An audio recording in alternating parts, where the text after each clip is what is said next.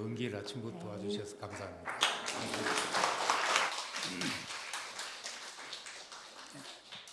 그리고 우리 김현지 자매님 딸 희원이가 모처럼 왔습니다.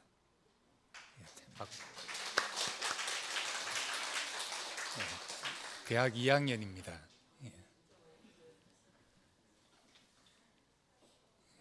요한복음 5장 1절에서 9절 말씀 읽겠습니다.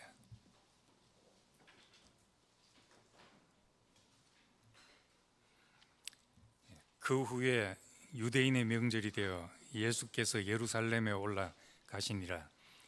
예루살렘에 있는 양문 곁에 히브리 말로 베데스다라 하는 못이 있는데 거기 행각 5이 있고 그 안에 많은 병자, 맹인, 다리 저는 사람, 혈기 마른 사람들이 누워 물의 움직임을 기다리니 이는 천사가 가끔 못에 내려와 물을 움직이게 하는데 움직인 후에 먼저 들어가는 자는 어떤 병에 걸렸든지 낫게 됨이라.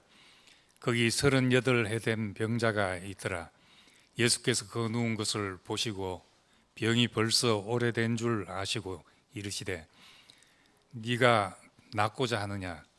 병자가 대답하되 주여, 물이 움직일 때 나를 못에 넣어주는 사람이 없어 내가 가는 동안에 다른 사람이 먼저 내려가나이다. 예수께서 이르시되 일어나 네 자리를 들고 걸어가라 하시니 그 사람이 곧 나가서 자리를 들고 걸어가니라. 이날은 안식일이니. 아멘.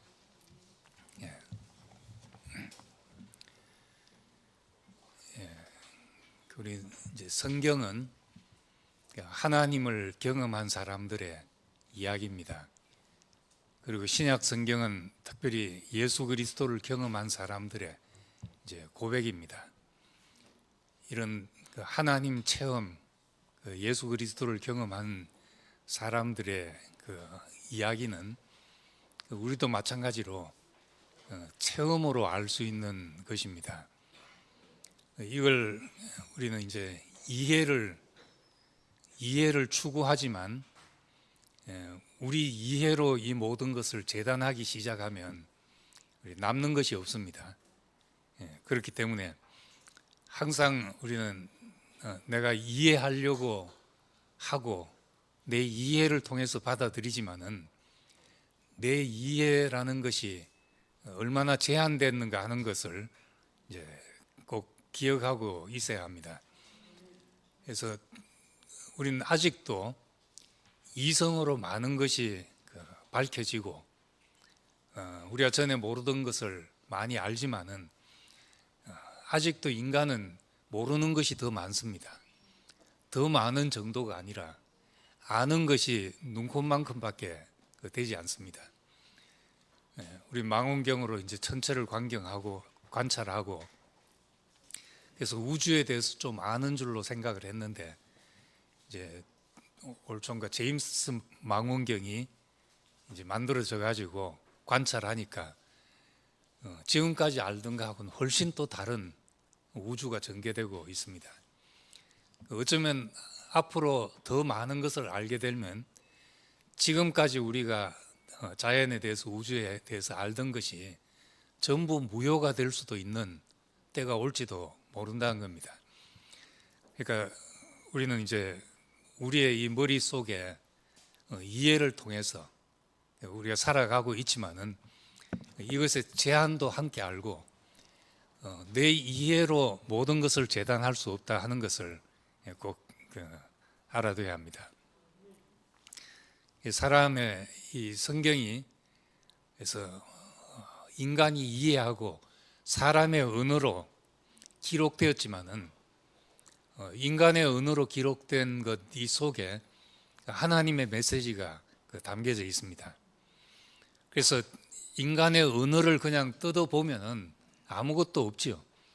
근데 그 속에 하나님의 메시지가 우리에게 만져진 사람에게는 귀중한 보화처럼 밭에 묻힌 보화구나 이렇게 알게 됩니다.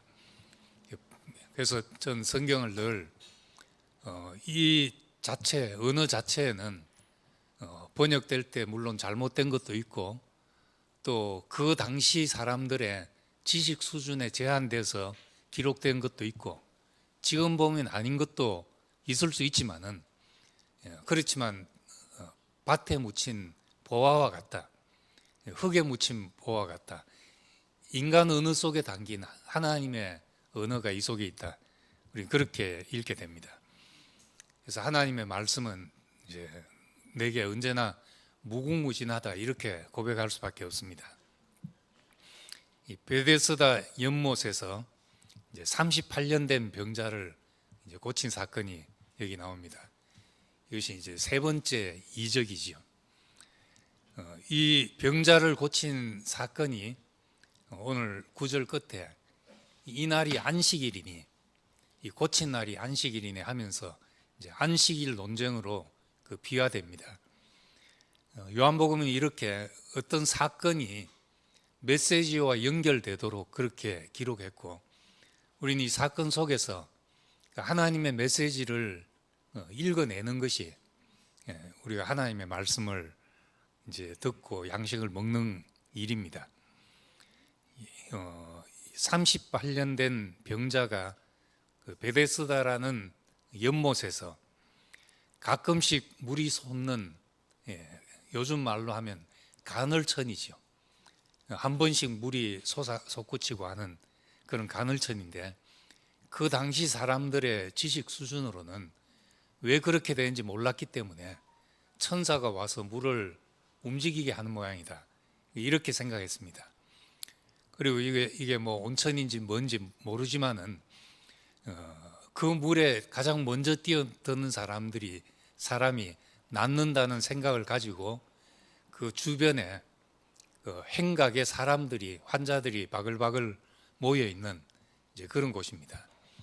행각은 이제 벽이 없이 기둥만 있고 지붕이 얹혀져 있는 이제 그런 건물이 행각이죠. 열왕기상에 보면 주랑이라고 나오는데 솔로몬이 건축한 주랑 그런 것입니다. 쉽게 우리 말로 하자면 팔각정 같이 그렇게 기둥만 있고 벽이 없이 지붕이 얹혀져 있는 그런 곳에 환자들이 모여 있다가 물이 움직이면 뛰어들려고 하는 이제 그런 곳이었습니다. 여기서 이제 38년 된 병자는 기다리고 있지만은 늘 물이 동하면 먼저 들어가는 사람이 있기 때문에 이제 늘 될 듯 하면서도 안 되는 이런 가운데 있었습니다. 더 이기적이고 더 힘센 사람들이 먼저 들어가니까 이 사람은 항상 가능성만 붙잡고 여기 앉아 있어야 되는 사람입니다. 이 사람에게 예수님이 네 자리를 들고 걸어가라 걸어가라 하니까 걸어가게 되었고 낫게 되었다는 겁니다. 요한이 왜 이 사건을 여기 기록하고 있는가? 왜 이 사람은 이제 38년 된 병자라고 그렇게 말하는가? 물론 이 사람의 병자가 병이 38년 되었을 수도 있지만은 옛날 평균 수명이 40인데 병을 가지고 병이 38년 됐다는 건 오래 산 거죠. 뭐 더 살라고 애쓸 거 없어도 몇 살 때부터 그래 되는지 모르지만은 근데 이 38년이라고 여기 기록한 것 요한복음에는 시간과 년수와 이런 것을 굉장히 정확하게 묘사하려고 하고 있습니다. 그리고 거기에 다 의미가 부여되어 있습니다. 38년은 40년 광야 생활이 연상이 되는데 40년 광야 생활이 실제로 이제 가데스 바네아에서 정탐꾼을 보내서 그때 이제 12정탐꾼을 보냈는데 10정탐꾼은 못 들어간다. 우리 거기 가면 우린 밥밖에 안 된다. 이렇게 하고 나서 38년이 흘렀습니다. 그러니까 실제로 이 광야 생활을 이제 38년으로 이제 정확하게 보는 사람은 그렇게 봅니다. 이 40년 광야 생활 하면 두리뭉실하게 말한 것이지만은 38년 광야 생활 하면 이제 정확하게 이 사람들이 실제적으로 헤맸던 그 시간을 말하고 있는 것이기 때문에 이 38년 된 병자는 광야 생활을 연상케 하는 것이고, 그래서 율법 아래 있는 사람을 상징하고 있는 그런 이제 환자입니다. 광야 생활, 늘 조금만 더 가면 될 것처럼 알았는데 40년이 걸린 생활이었습니다. 10사흘 길이면 갈 수 있는 길이 40년을 걸렸는데, 이 병자도 마찬가지로 내가 빨리 뛰어들면 될 것 같은데 늘 안 되는 그런 사람이었습니다. 이것이 이제 율법 아래 있는 사람들의 공통점입니다. 율법 아래서 살면 늘 내가 조금만 더 잘하면 괜찮은 사람이 될 것 같고, 조금만 더 노력하면 의로운 사람으로 될 것 같은 가능성이 항상 있습니다. 그래서 항상 조금 부족하다, 뭘 좀 더 하면은 인정받을 것 같은 이런 생각 속에 이제 사로잡혀 있게 됩니다. 대표적인 사람이 부자 청년이죠.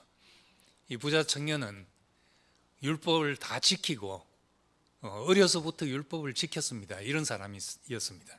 그런데 그럼에도 불구하고 무엇을 하여야 영생을 얻겠습니까? 이렇게 물었습니다. 율법을 다 지켰음에도 불구하고 뭘 더해야 영생을 얻을 걸로 생각했던 사람이죠. 다니엘서에 보면 그 벨사살 왕이 잔치를 하고 있을 때 벽에 갑자기 나타난 글씨가 메네 데겔 우르바신 하는 글씨가 써있었습니다. 이걸 아무도 해석할 수 없었는데 다니엘이 해석을 했는데, 하나님이 왕을 저울에 달아보니 부족함이 드러났습니다.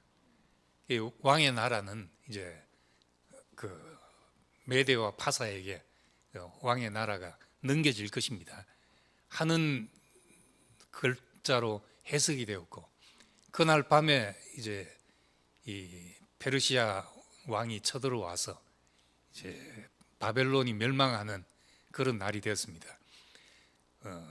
저울에 달아보니 부족함이 드러났다. 전 늘 이 말이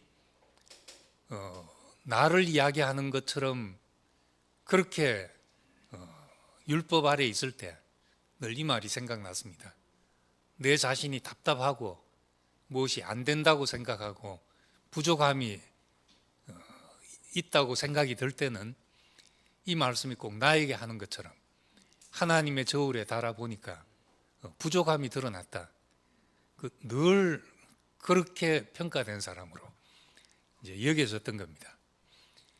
율법적인 세계에 있으면은 이런 생각을 안 할 수가 없죠. 무엇이 되고 안 되고, 남을 봐도 된 사람 안 된 사람, 다 죽은 사람, 아직 덜 죽은 사람, 이렇게 늘 나눠져서 보이게 된다는 겁니다. 율법 아래서는 사람이 율법적으로 산다는 것은 다 착한 사람들입니다. 착하기 때문에 그렇게 살죠. 나쁜 의도를 가진 것도 아니고. 그런데 그런 사람들은 끝없이 늘 안 되는 그 자리가 있게 마련입니다.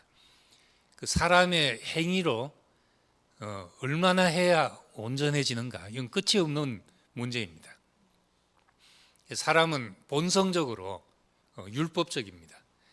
무엇을 해서 의를 세우고 또 거기서 자존감을 가지고 인정받으려 하기 때문에, 사람은 정말 인격 파탄 이렇게 되기 전에는 누구나 할 것 없이 다 율법적이죠.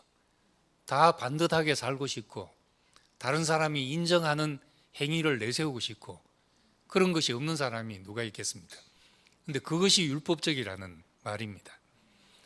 그래서 사람에게서 난 것은 다 율법적입니다.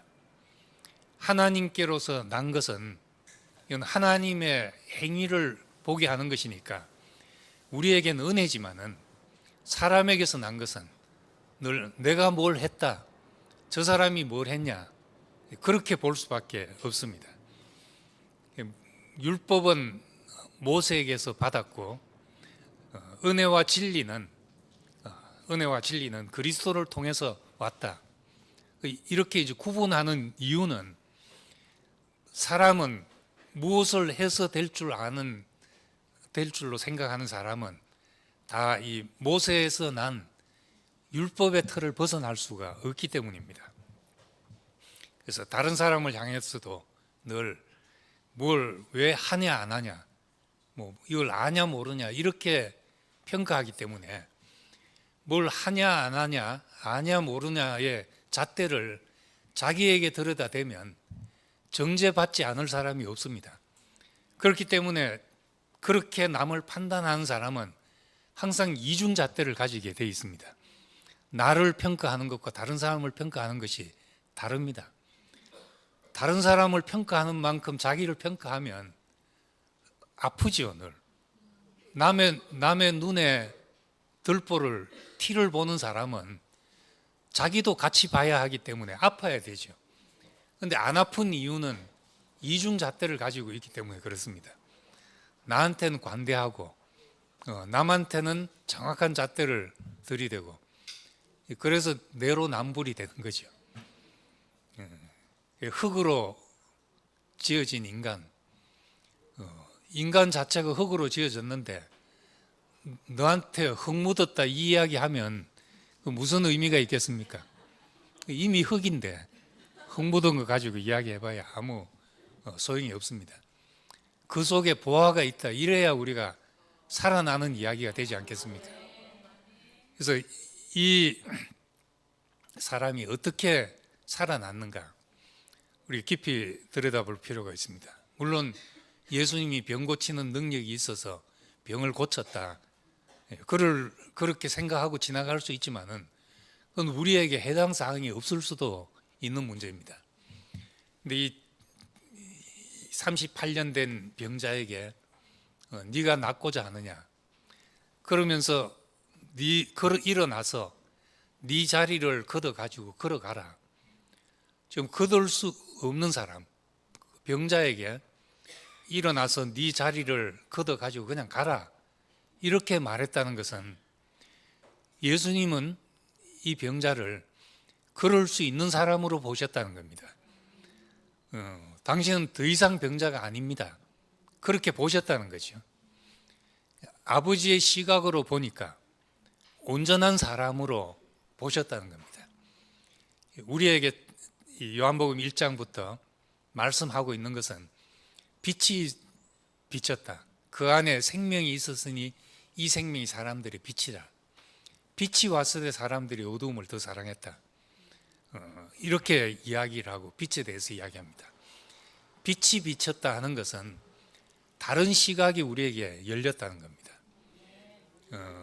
눈이 밝아졌다, 선악과를 먹고 눈이 밝아졌다 하는 것도 그 밝아진 그것도 이제 마찬가지죠. 뭔가 보게 됐다는 거죠. 선악의 판단으로 눈이 밝아져서 다른 사람의 뭐 의도와 나쁜 거 이런 것이 너무나 잘 보인다는 겁니다. 우리는 그렇게 밝아질 것이 아니고 빛이 있으라 하심에 빛이 있었더니 하나님 보시기에 좋았더라 하는 이 비단에서 봐야지 사람을 온전하게 보게 됩니다. 저는 마태복음 5장에 있는 예수님의 산상수훈에서 하늘에 계신 너희 아버지의 온전하심처럼 너희도 온전한 사람, 너희도 온전하라, 이 말이 여기서 늘 암담해지고 이게 과연 되는 문제인가? 그냥 뭐 이렇게 하라 저렇게 하라는 것은 좀 애써 보겠는데 오리를 가져가던 심리를 동행하고 그래서 길을 묻는 사람한테 같이 따라가 주오기도 하고 이런 것은 되는데, 하늘에 계신 너희 아버지의 온전하심처럼 너희도 온전하라, 이 말이 과연 가능한가? 도저히 될 일로 보이지가 않았습니다. 그런데 뭘 하라는 말씀으로 들으니까 그렇지, 우리가 보는 문제로 들으면 하나님이 우리를 온전하게 보신 같이 너희도 온전한 눈으로 봐라. 우리가 그렇게 알면 너무나 복음이고 복된 말씀이죠. 하나님이 우리를 온전하게 보시는 것처럼 너희도 온전하게 보라. 온전하다 여기라. 우리가 그렇게 본다면 우리는 온전한 사람이고 그것이 우리에게 복음입니다. 그래서 문제로 보지 않는 사람에게는 사실 문제가 없습니다. 문제로 보자면 누구나 문제투성이죠. 나도 내 문제를 들여다보면은 괴롭죠. 나를 보는 것이 괴롭고 다른 사람도 마찬가지예요. 다른 사람을 문제로 보기 시작하면은 자기도 괴로울 수밖에 없습니다. 내가 남의 문제를 봄으로써 나는 안 그런데 이런 생각을 하는 사람은 착각이죠. 그래서 로마서 보면 로마서 1장은 하나님 떠난 사람의 문제를 이야기를 합니다. 그 마음에 하나님 두기를 싫어하니까 상실한 마음대로 내버려 두사 하나님의 형상을 짐승과 사람과 짐승과 땅에 기는 어떤 벌레 같은 그런 형상으로 만들었다. 그 하나님 형상이 되어야 될 사람이 짐승같이 되어버렸다. 이렇게 이야기를 하면서 2장에 들어가면은 그러면 그렇게 판단하는 너는 누구냐? 판단하는 너도 똑같지 않냐? 율법 안에서 율법을 가지고 있다고 이방인들을 판단하고 멸시하는 너도 그 판단하는 판단으로 네가 너를 판단하는 것이 아니냐? 똑같다는 겁니다. 남을 판단하는 것이나 판단하는 것은 이미 자기도 그런 사람이기 때문이라는 겁니다. 근데 사람은 착각하기를 남을 신랄하게 비난하면 자기는 안 그런 줄로 착각을 하거든요. 자기는 더한 사람일 수 있는 겁니다. 그래서 이 사람의 문제는 보는 시각의 문제입니다. 부차적인 문제를 붙들고 있는 사람은 그 문제에 매여서 그 수준에서 살아가게 됩니다. 그런데 문제로 보지 않고 그 안에 보화가 있다. 하나님의 형상으로 지은 사람이구나. 저 사람이 하나님의 형상을 나타낼 사람이다. 우리가 그렇게 보기 시작하면 흙인데도 비싼 값을 주고 살 수 있게 됩니다. 우린 다 흙이죠. 흙으로 지어진 사람들이고 그렇지만 우린 흙을 흙으로 보지 않고 그 안에 보화가 있고 질그릇을 질그릇으로 보지 않고 보화가 질그릇 속에 담겨져 있다. 우리가 그렇게 보기 때문에 인생의 값어치를 다르게 보게 되는 겁니다. 그래서 율법의 정죄 아래 있는 사람을 하나님의 사랑의 아들의 나라로 우리를 옮기셨다. 그렇게 말합니다. 우리가 어떻게 옮겨지는가?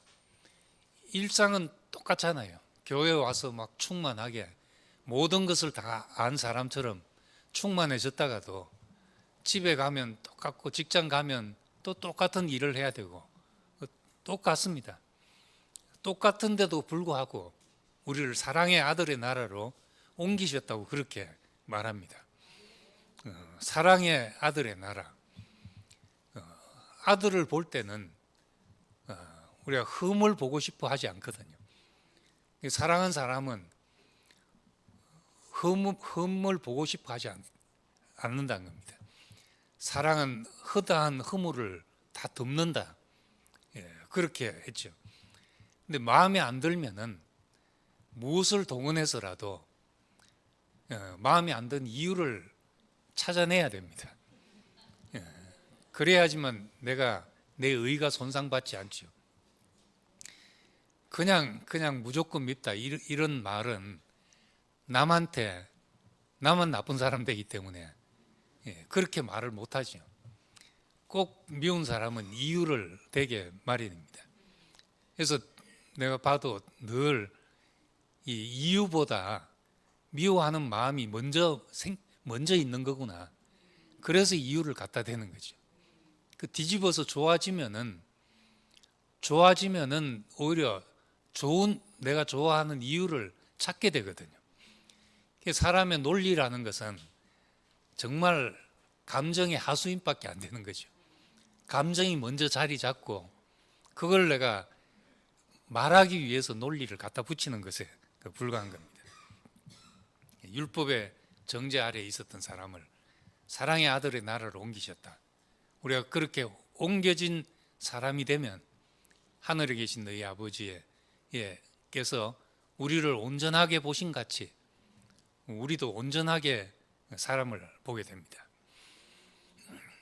저도 이제 좀 웃긴 얘기가, 제가 간이 안 좋아서 늘 간이 피곤하다 싶으면 옆구리가 결려서 옆구리를 붙잡고 다닐 때가 많았습니다. 캐나다 가기 직전, 그러니까 전에 이제 학원을 하면서 너무 피곤해서 나도 모르게 늘 옆구리를 붙잡고 이제 여름 집회를 갔죠. 여름 집회를 보는 사람들이 다 걱정돼 가지고 지금 뭐 바로 가라고, 지금 집회 올 일이 아니라고.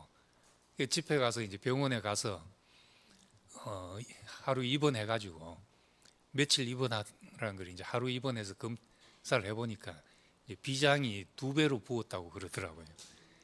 지름이 이제 한 8cm 정도가 정상인데 지름이 한 12cm 되니까 부피로는 한 2배 이상 부은 거죠. 그건 이제 간으로 피가 공급이 안 되기 때문에 이제 비장 쪽으로 피가 모인다고 그래요. 그래서 간 경화가 되면 이제 비장이 붓게 된다 그러는데, 그렇게 이제 설명을 하면서 하여튼 시한폭탄을 하는 것처럼 생각하라고. 그래서 피곤할 때마다 옆구리에 저절로 손이 가고 이렇게 붙잡아지게 됐는데, 캐나다 가서 이제 6개월마다 전문의한테 그 검사 받으러 가는데 가면 별 이야기도 안 해줍니다. 그냥 뭐 수치가 뭐 전과 동일하다 그러고 가고 하는데, 그래서 제가 옆구리가 자꾸 결립니다. 이 상태가 좀 더 나빠진 거 아닌가요? 하고 물으니까 하는 얘기가 뭐 간염 증세에 옆구리 결린다 이런 증세는 없는데요, 이러는 거예요. 그런 증세는 없다고 딱 말하는데 나오면서 이제 이상하게 옆구리가 안 결리는 거예요. 내 심리적인 문제인가, 아무리 생각해봐도 실제로 결렸는데 의사 그 말 한마디에 그 다음부터는 별로 심각하게 생각이 안 되니까 그 다음부터 잡고 다니는 빈도가 훨씬 줄어들게 됐죠. 문제 없다고 하니까 이 생리적인 문제도 문제 없는 것처럼 보이는 거예요. 근데 대부분 이 문제라고 여기는, 사람이 문제라고 여기는 것은 관념적인 일입니다. 신체적으로 정말 뭐 화상을 입었다든지 뭐 상처가 나가지고 아픈 것은 실제로 아픈 건데, 마음이 아픈 것은 대부분 생각에서 오는 거죠. 심리적인 게. 이 스트레스가 병이 되고 하는 것은 분명하지만은 그건 생각이 바뀌면 다 달라지는 문제인 겁니다. 그래서 예수님이 이 병자를 치료한 것을 우리에게 실제적으로 경험될 수 있는 것으로 본다면, 우리가 자리를 들고 네 자리에서 일어나서 네 자리를 걷어가지고 걸어가라, 걸어가니까 아무 문제가 없는 사람이었다는 거죠. 그래서 우리도 그렇게 우리의 인생을 인식하면, 하나님의 말씀이 우리에게 들리면 우리는 아무 문제 없는 사람으로 된다는 겁니다. 그래서 요한복음 5장 뒤에 가면 5장 25절에 죽은 자들이 하나님의 음성을 들을 때가 오나니 곧 이때라. 듣는 자는 살아나리라. 아들의 음성을 들으면 살아나게 된다는 겁니다. 그 아들의 음성, 우리를 온전하다 하는 말씀이 들리면은, 이런 음성이 들리면 살아난다는 겁니다. 이것이 이제 이 날이 안식일이니 했습니다. 물론 그날 이제 실제적으로 시간이 안식일이라서 유대인하고 논쟁이 벌어졌겠지만 이렇게 이야기를 이어가는 것은 이 요한이 의도하는 바가 이 병자가 나은 그것이 우리에게 참 안식이라는 말입니다. 안식은 하나님 보시기에 심히 좋았다. 그래서 모든 일을 마치신 날이 안식일이죠. 보시기에 심히 좋아서 이제는 더할 것도 없고 부족할 것이 없고 더할 것도 없고 뺄 것도 없다. 이렇게 보시고 선포하신 날이 안식일입니다. 우리에게도 안식이 선포되면 내 인생에 하나님 보시기에 더할 것도 뺄 것도 없다. 요한은 나의 목자가 되시니 그분 앞에서 내가 부족함이 없다. 그렇게 보여질 때 우리는 다른 사람도 마찬가지로 그렇게 보게 됩니다. 부족함이 없는 인생이다. 하나님 앞에 있는 인생으로 살기만 하면 부족함이 없는 인생이다. 우리가 그 날이 우리의 안식일입니다. 안식에 들어간다는 것은 우리가 그 상태에 이른다는 말이죠. 그래서 이 온전한 눈으로 보게 되면 그것이 우리에게 안식이고 38년 된 병자도 고쳐지고 안식에 이르게 되는 축복을 누리게 됩니다.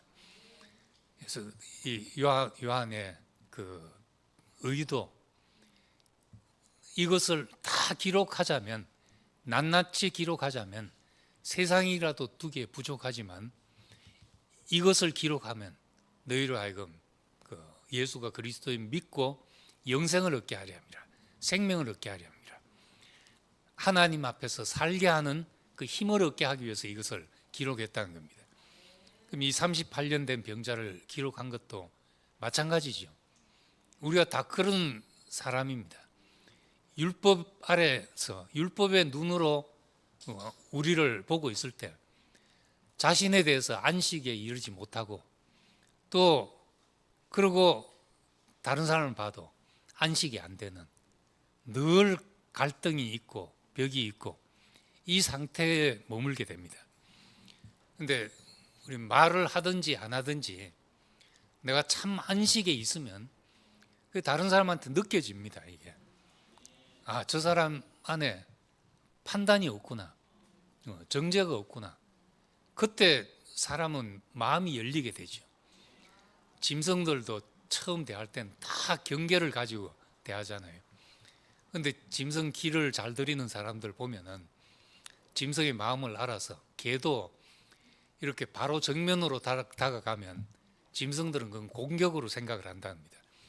그래서 짐승들, 그 개들도 처음 대면할 때 옆으로 빙빙 돌아요. 이래 서로 옆으로 돌면서, 그것은 공격할 의사가 없다는 것을 이제 하면서, 그러다가 서로 이제 뭐 접촉이 되고 핥게 되고 이렇게 되는데, 사람도 짐승한테 다가갈 때 이제 옆으로 이렇게 경계하고 있는 짐승은 맹수를 만나서 옆을 보이면 곤란하지만은 옆으로 이렇게 하고 쓰다듬고 하면은 짐승들도 다 경계가 풀려서 나를 헤아려는 것이 없구나 할 때, 그 다음부터는 이제 친해져 가지고, 우리가 뭐 미물 같은 것도 그렇게 하면 경계가 풀려서 친구처럼 되는 걸 경험한다고 그럽니다.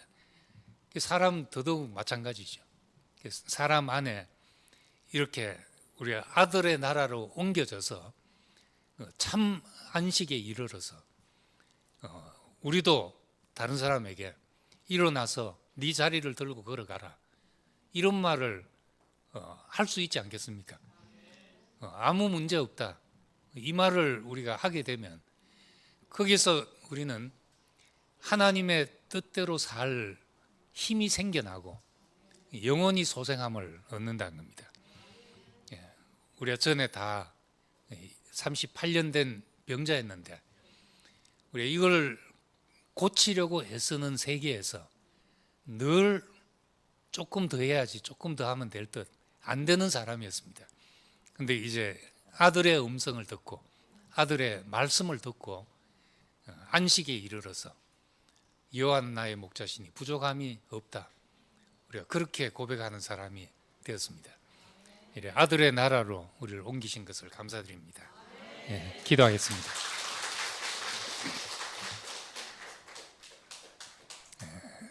은혜로우신 아버지 하나님, 늘 율법의 정죄 아래서 나도 만족이 없고 다른 사람을 봐도 만족이 없는 늘 그런 사람으로 살았습니다. 우리가 38년 된 병자였습니다. 다른 사람에도 늘 조금 더해야 내가 너를 받아줄 수 있다, 그런 사람이었는데 우리를 다 아들의 나라로 옮기셔서 아들의 음성을 듣게 하고 우리가 그 음성을 듣고 살아나게 하신 것을 감사드립니다. 우리가 이 날이 안식일이었다 한 것처럼 우리가 참 하나님이 정하신 그 안식에 들어가서 일을 마치신, 하나님이 일을 마치신 같이 우리도 우리 자신을 고치려는 모든 수고가 내려놔지고 하나님이 우리에게 행하신 일로 감사하고 기뻐하며 살게 되기를 원합니다. 우리 모두 이 안식에 이르게 하신 것을 감사드리며 예수님 이름으로 기도드립니다. 아멘.